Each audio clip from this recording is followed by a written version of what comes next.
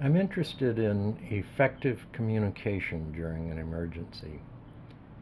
Again, looking back at the U.S. Virgin Islands and Puerto Rico, and lately the big fires in Southern California, what happens when your regular means of communications are effectively wiped out? When there are no cell towers, when there's no electricity, and when everything has been utterly destroyed. One very effective means of communication is ham radio, and I recommend that first. If you don't have a ham radio license, you can get one from the federal government. You have to pass some tests. One test if you have the lowest class of license, and 2 tests for the second class and 3 for the third. Knowing Morse code is not required. And with the use of repeaters, you can reach out much greater distances with UHF and VHF frequencies than you would normally expect.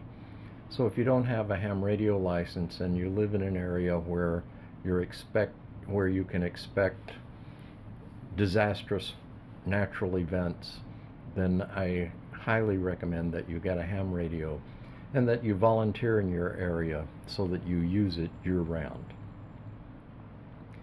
If you don't have an amateur license and aren't willing to get one, then the problem is, how do you get information out from your community if you have no telephone, no electricity, no internet? I live in Oahu, and we have few hurricanes here, but they do happen, and there are tsunamis. The area I live in is low-lying, and the area where our power plant is it's on the coast. It's just like the power plant in Japan that was wiped out by a tsunami surge, except our plant is powered by petroleum. So in Honolulu, I would expect our ports to be heavily damaged in a storm surge, and I would expect our power to go out because our power plant would be inundated with salt water.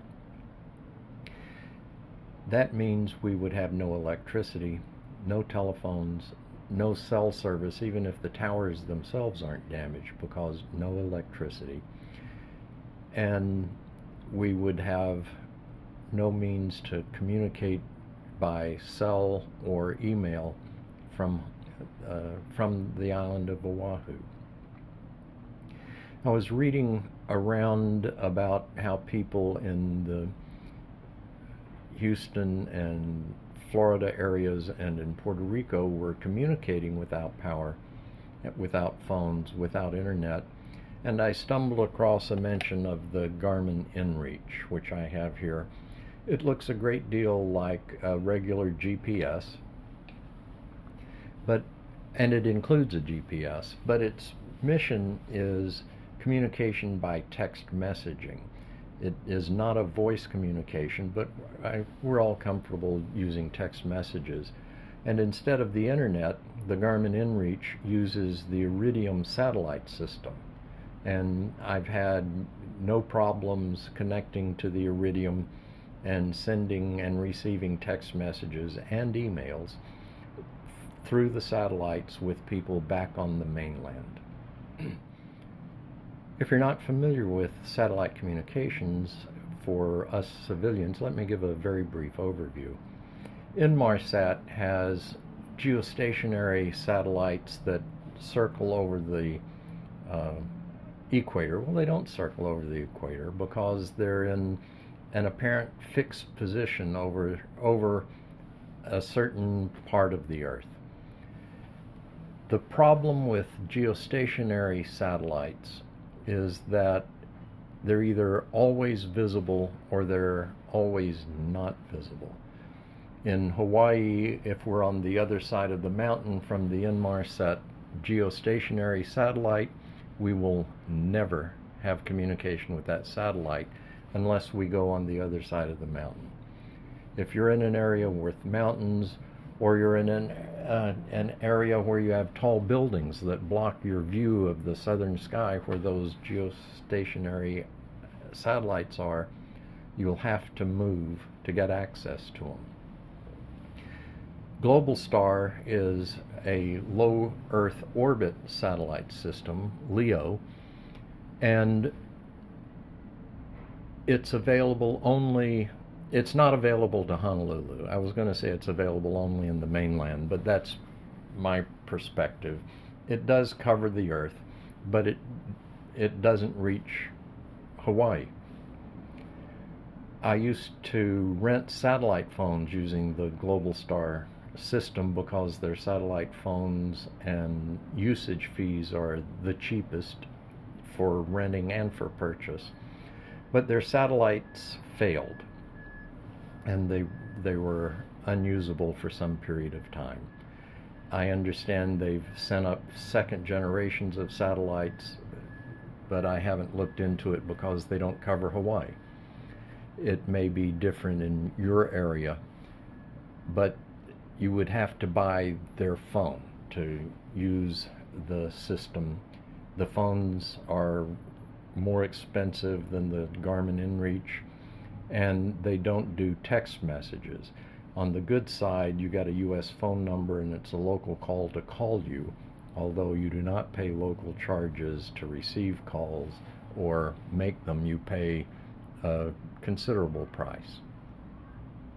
That leaves Iridium, which is the system that the inReach uses, and the Iridium satellites, like the Globalstar satellites, are low Earth orbit, and they do cover Hawaii. They cover more of the Earth than the Globalstar system does.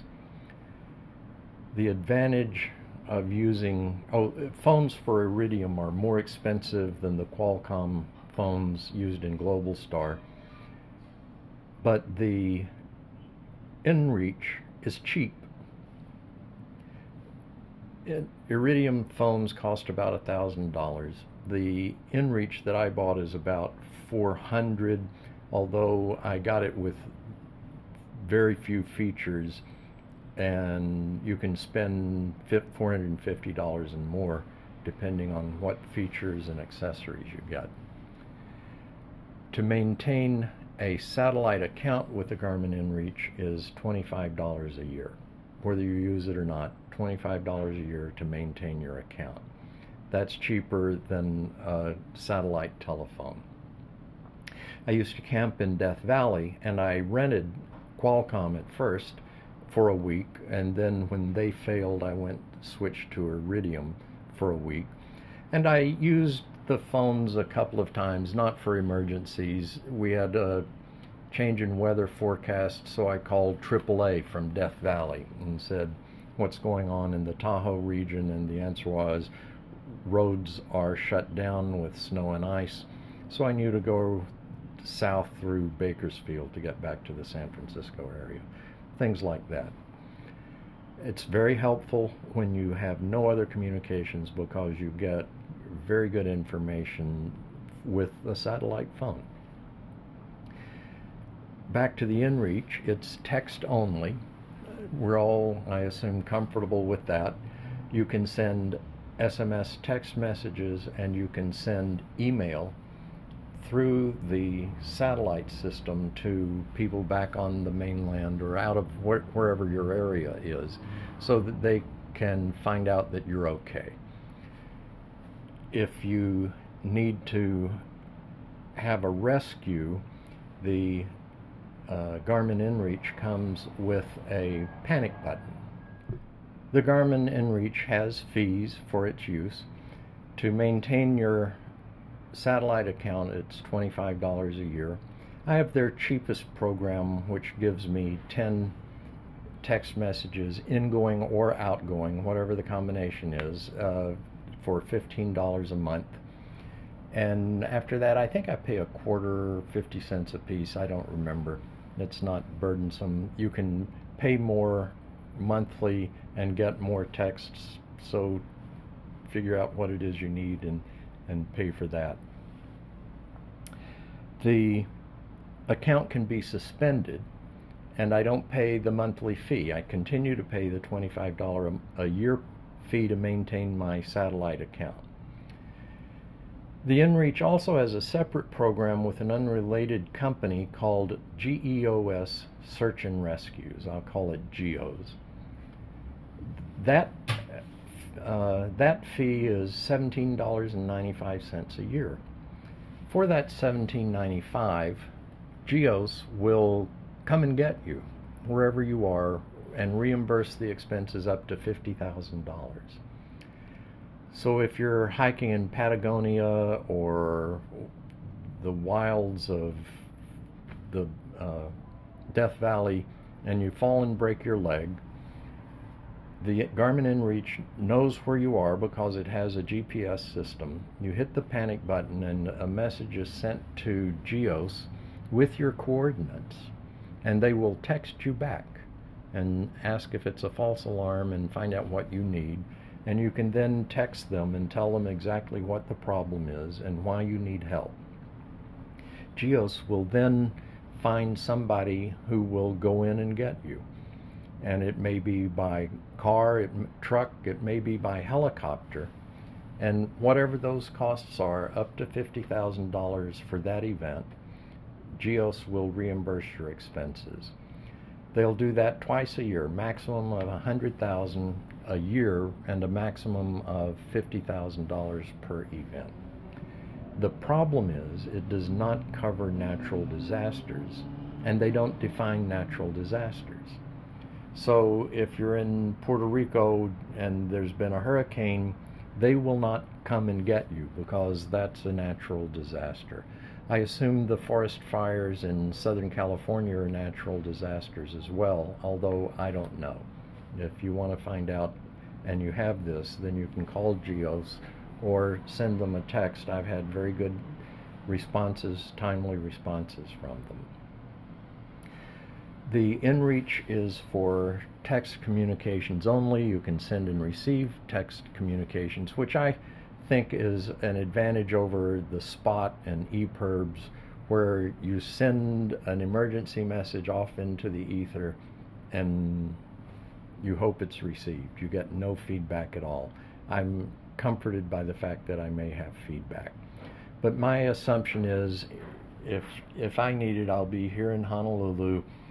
We'll have been wiped out electrically by a storm surge of some kind, and we'll have no power. And I'll be able to text family and friends and say, we're fine. You can set up free messages that on their website with predefined text, which I've done. Their assumption is, inReach's assumption is you're going to be using this for wilderness exploration, so you can send a free text back that says, have arrived in Patagonia, all is well. But my predefined texts are, had a horrible storm surge, all power is out, but we're fine, no injuries and no problems where we live. Or, yeah, we've got some injuries, but we'll be okay. Or horrible disaster, injuries, stay in touch, we need some help.